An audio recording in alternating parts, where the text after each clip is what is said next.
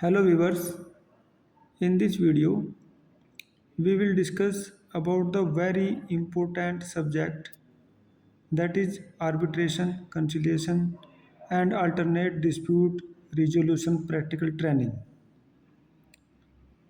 This video will be very beneficial for both LLB 4th semester students and BLLB 8th semester students. जैसा कि हम title से देख रहे हैं, arbitration conciliation and alternate dispute resolution practical training LLB 4 semester के student के लिए और बीएलएलबी 8th सेमेस्टर के स्टूडेंट के लिए ये समान रूप से उपयोगी रहेगा।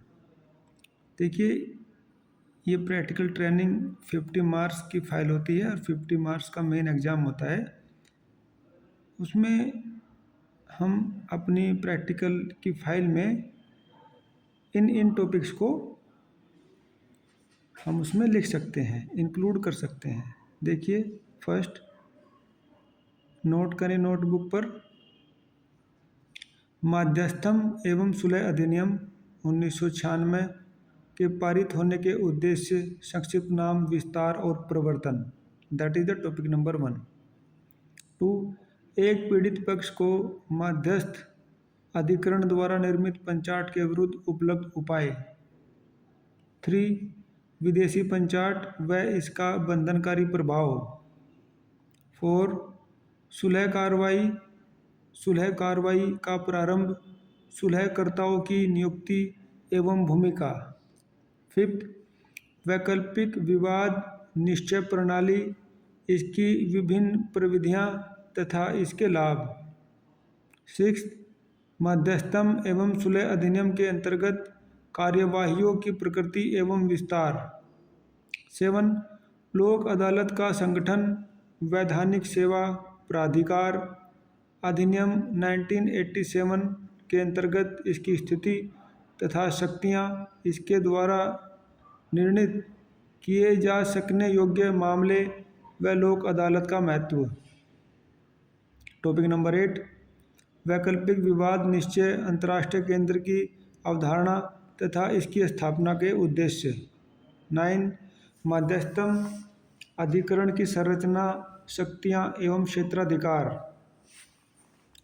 10th, तीव्रपथ विवाचन, अन्य वैकल्पिक विवाद निश्चय प्रणालियों के मुकाबले में इसको अपनाए जाने के कारण अन्य वैकल्पिक विवाद निश्चय प्रणालियों से इसकी तुलना, इस प्रणाली की मुख्य विशेषताएं एवं इस प्रक्रिया के लागू होने के आधार।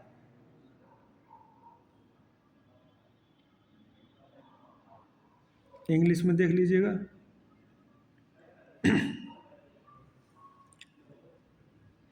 Right notes on the following.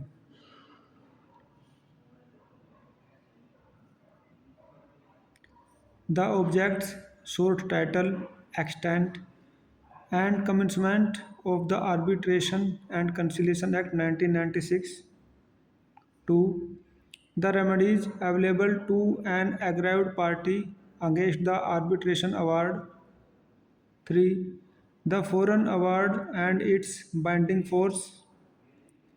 4th, conciliation proceedings, its commencement, appointment and the role played by the conciliators.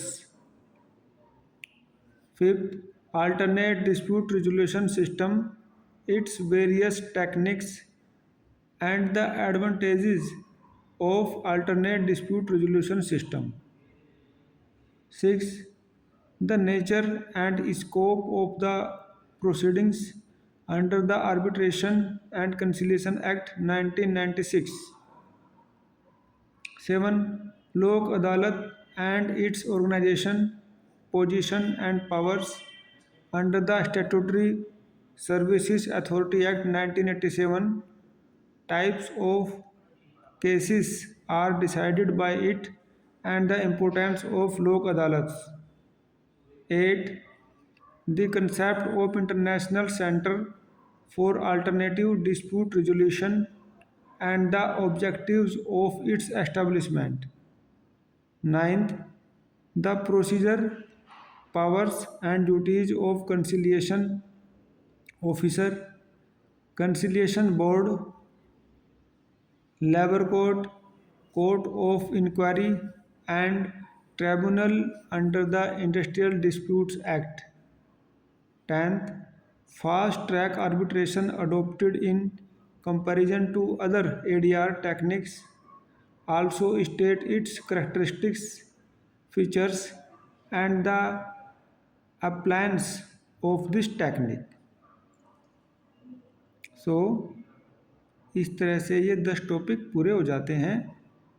In 10 topics को जब हम अपनी प्रैक्टिकल फाइल में लिखते हैं तो उससे हमारी जो फाइल वो भी कंप्लीट हो जाती है और ये प्रैक्टिकल ट्रेनिंग का एक आवश्यक अंग है।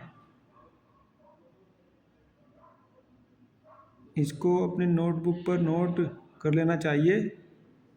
ये वीडियो हमारे दोनों ही तरह के विद्यार्थी जो कि LLB 4 सेमेस्टर और BLLB 8 सेमेस्टर दोनों के लिए समान रूप से उपयोगी रहेगी। I hope it will be very beneficial for our students. Thanks a lot. Thank you very much.